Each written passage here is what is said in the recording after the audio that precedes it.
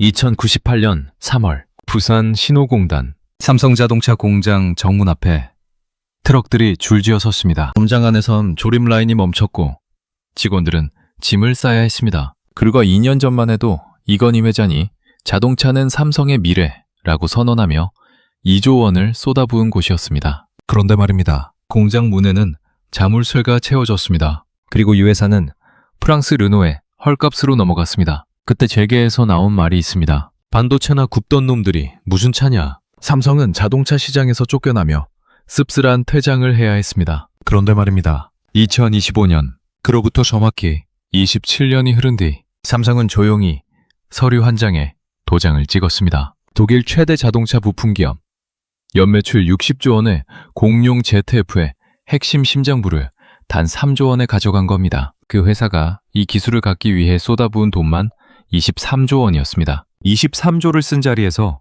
삼성은 3조로 그 열매를 가져간 겁니다. 23조와 3조, 이 숫자 차이가 어떻게 가능했을까요?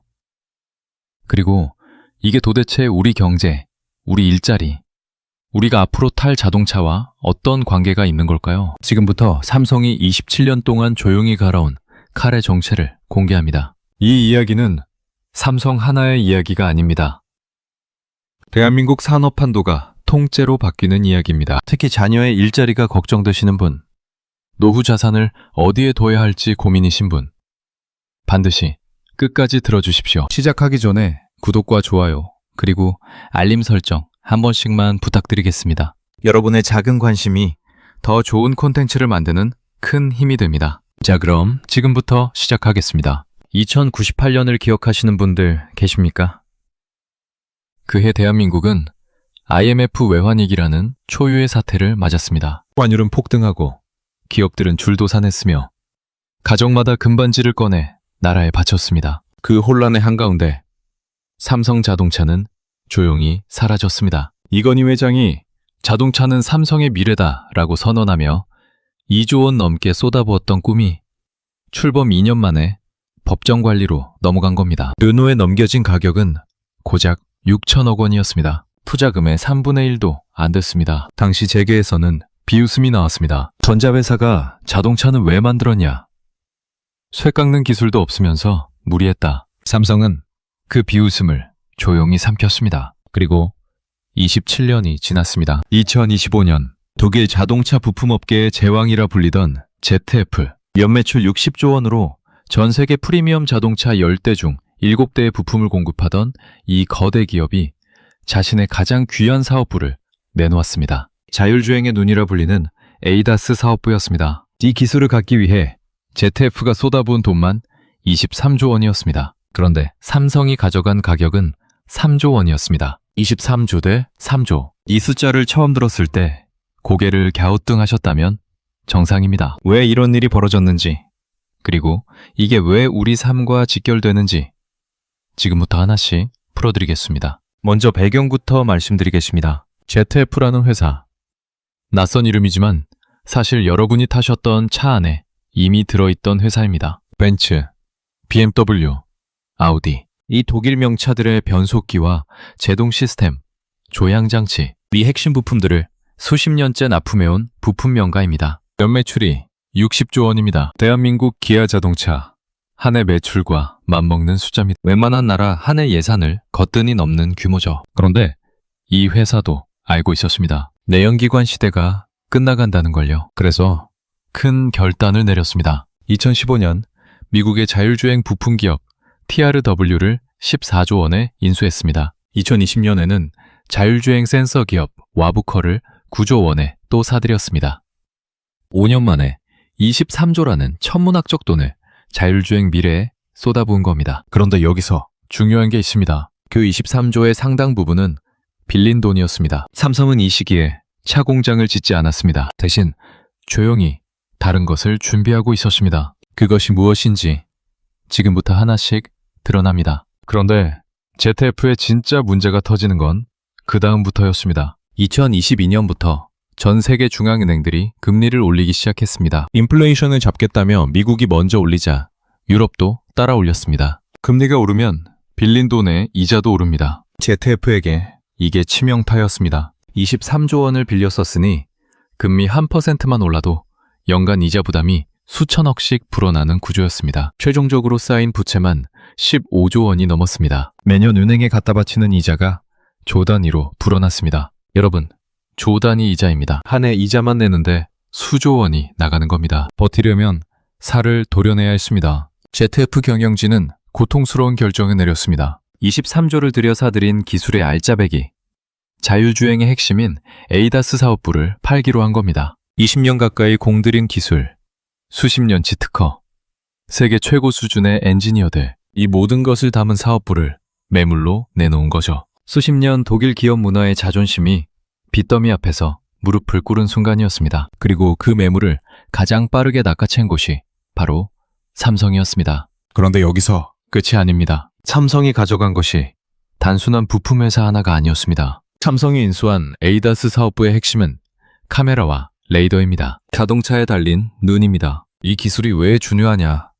숫자로 말씀드리겠습니다. ZF의 카메라와 레이더가 탑재된 차량이 지금 전 세계에 1000만 대입니다. 1000만 개의 눈이 지금 이 순간에도 고속도로를 달리고 도심 골목을 누비고 빗속을 헤치며 데이터를 만들어내고 있습니다. 맑은 날 직선도로에서 자율주행이 어렵지 않습니다. 문제는 폭우가 쏟아지는 밤, 차선이 지워진 도로, 갑자기 뛰어드는 사람이나 동물입니다. 이런 돌발 상황은 컴퓨터 시뮬레이션으로 가르칠 수 없습니다. 오직 실제 도로에서 수집된 데이터만이 정답을 줍니다. 그 데이터를 만들어내는 1000만 개의 눈이 이제 삼성 것이 된 겁니다. 자동차 껍데기만 빼면 비싼 부품들을 삼성이 다 만들 수 있다는 사실 눈치채셨습니까? 눈은 에이다스 카메라, 귀와 입은 하만, 뇌는 엑시노스 오토 반도체, 심장은 삼성 SDI 배터리, 기억은 SSD와 D램, 자동차를 구성하는 고부가가치 핵심 장기들을 삼성그룹이 죄다 보유하고 있습니다. 여기에 더 중요한 게 있습니다. 이 부품들이 만들어내는 것이 단순한 기계 성능이 아니기 때문입니다. 요즘 자동차가 얼마나 복잡한 기계인지 아십니까? 최신 벤츠 한 대를 굴리는 데 필요한 소프트웨어 코드가 1억 줄입니다. 1억 줄이라는 게 어느 정도냐?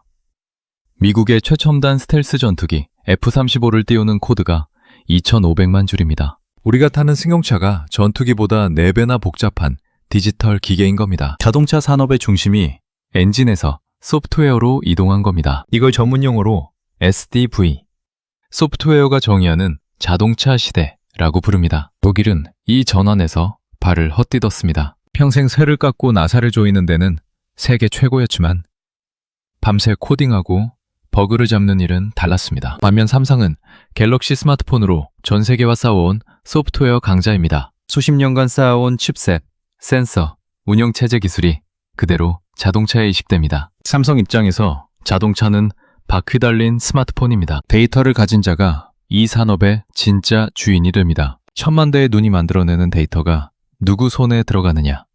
그것이 핵심입니다. 왜 그런지는 지금부터 말씀드리겠습니다. 진짜 문제는 따로 있습니다. 데이터의 힘을 가장 잘 보여주는 사례가 테슬라입니다. 테슬라가 왜 자율주행 분야에서 앞서가고 있습니까?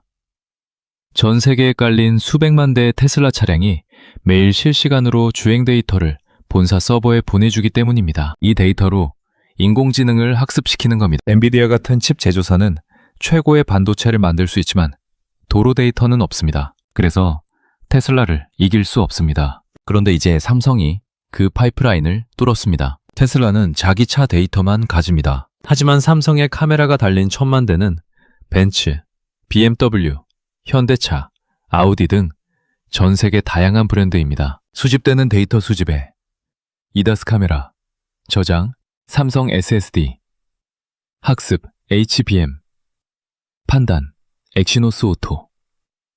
이 전 과정이 삼성그룹 안에서 원스톱으로 완결됩니다. 이게 바로 삼성이 단순 부품 회사에서 데이터 플랫폼 기업으로 탈바꿈하는 순간입니다. 21세기의 원유는 데이터입니다. 삼성은 그 원유 파이프라인을 자동차 산업 한가운데 박아 넣은 겁니다. 더 무서운 건 지금부터입니다. 이 파이프라인이 어떻게 돈으로 바뀌는지 보여드리겠습니다. 여러분, 스마트폰 사고 나서 돈 내는 게 끝입니까?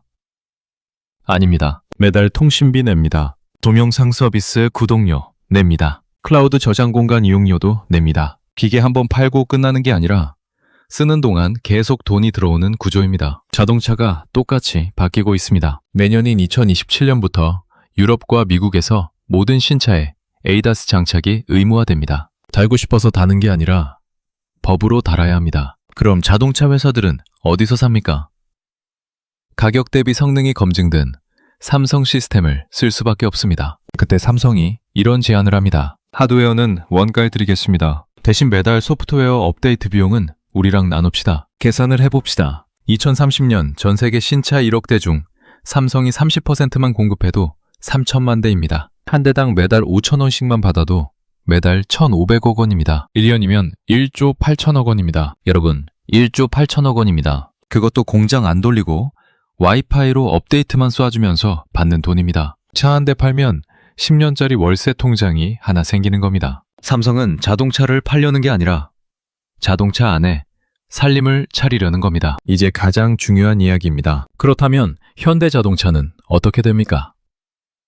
지금 현대차는 삼중고에 처해 있습니다. 위로는 테슬라와 독일 완성차들이 누르고 아래로는 중국 BYD와 샤오미가 치고 올라오고 옆에서는 삼성이 치고 들어옵니다. 가장 아픈 부분이 가격입니다. 전기차 원가의 40%가 배터리입니다. 현대차는 이 배터리를 외부에서 사와야 합니다. 마진을 줘야 하는 구조입니다. 반면 삼성은 배터리도 자기네 것입니다. 원가 경쟁력 차이가 날 수밖에 없습니다. 시나리오를 한번 돌려봅시다. 삼성이 자체 배터리에 자체 반도체, 자체 ADAS 기술로 전기차를 내놓는다고 선언하면 어떻게 됩니까? 삼성 디지털 프라자에 갤럭시 옆에 삼성 전기차가 놓이는 겁니다. 삼성카드로 사면 추가 할인, 집에 있면 삼성가전과 자동연동, 갤럭시폰으로 모든 제어. 현대차가 이 생태계에 맞설 수 있겠습니까? 그러나 답은 여기 있습니다. 삼성과 현대차는 지금 경쟁 상대가 되기보다 동맹이 될 수밖에 없는 구조입니다. 현대차는 세계 최고의 차체 제조 기술을 가졌고 삼성은 그 안을 채울 모든 기술을 가졌습니다. 이 둘이 합치면 테슬라도 BYD도 이길 수 있습니다. 삼성은 차를 만드는 회사가 아니라 차 산업 전체를 지배하는 플랫폼이 됐습니다. 30년 전 부산 공장의 실패가 오늘의 가장 강력한 무기가 된 것입니다. 이 파장이 어디까지 번질지 생각해 봅시다. 삼성이 ADAS 시장을 장악하면 어떤 도미노가 쓰러지기 시작할까요? 첫 번째, 도미노. 전 세계 완성차 업체들이 삼성 부품 없이는 신차를 만들기 어려워집니다. 배터리도 삼성, 반도체도 삼성, ADAS도 삼성. 완성차 업체들은 삼성이라는 슈퍼갑 앞에 설 수밖에 없습니다. 벤츠 입장에서 생각해 봅시다. 배터리 따로 사고, 반도체 따로 사고, ADAS 따로 사는 것보다 삼성이 풀 패키지로 묶어서 주는 게 훨씬 효율적입니다. 선택지가 줄어드는 겁니다. 두 번째, 도미노. 독일 부품 산업의 연쇄 위기입니다. ZF가 핵심 사업부를 삼성에 넘긴 것처럼 다른 독일 부품사들도 내연기관 시대가 끝나면서 줄줄이 위기에 처할 수 있습니다. 독일 자동차 산업 전반이 흔들리면 그 파급 효과는 유럽 경제 전체에 미칩니다. 세 번째, 도미노. 대한민국이 자동차 부품 시장의 퍼스트 무버가 됩니다. 반도체와 배터리로 세계를 놀라게 한 대한민국이 이제 자율주행과 전장 부품까지 주도하는 나라가 되는 겁니다. 70년간 부품을 사다 쓰던 나라가 이제 부품을 팔지 않으면 다른 나라가 차를 못 만드는 나라가 되어가고 있습니다. 이게 끝이 아닙니다. 이 거대한 변화가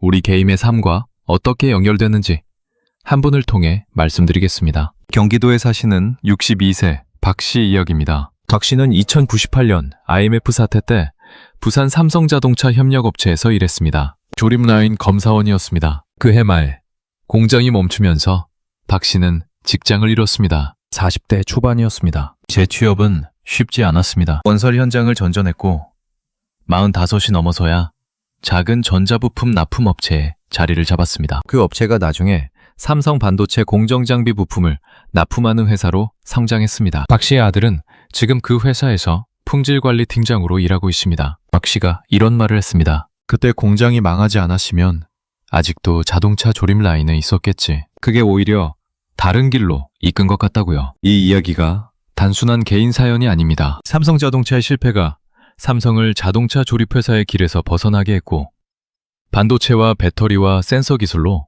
더 깊이 파고들게 했습니다. 그 결과가 27년 뒤 독일 부품 공룡의 핵심을 3조 원에 인수하는 역사로 돌아온 겁니다. 실패가 다음 성공의 설계도였습니다. 자, 그렇다면 우리는 어떻게 해야 할까요? 이 흐름 앞에서 우리는 무엇을 어떻게 준비해야 하는지 3가지로 말씀드리겠습니다. 첫 번째는 자산 흐름 읽기입니다. 삼성의 에이다스 인수로 수혜를 받는 것은 삼성전자 하나가 아닙니다. 삼성 밸류체인에 묶인 협력 기업들, 즉 자율주행 카메라 부품을 만드는 회사, 차량용 반도체 장비를 공급하는 회사, 전장 소프트웨어 개발사들이 함께 성장합니다. 자동차 부품주라고 해서 다 같은 게 아닙니다. 쇠를 깎는 전통 부품이 아니라 소프트웨어와 센서, AI 기반 전장 부품 기업들의 돈이 흐릅니다. 산업 흐름 자체를 이해하고 계시는 것이 중요합니다. 물론 개별 종목 투자는 전문가와 충분히 상의하신 후 결정하십시오. 두 번째는 자녀 진로 방향 재점검입니다. 지금 자녀가 취업 준비 중이시거나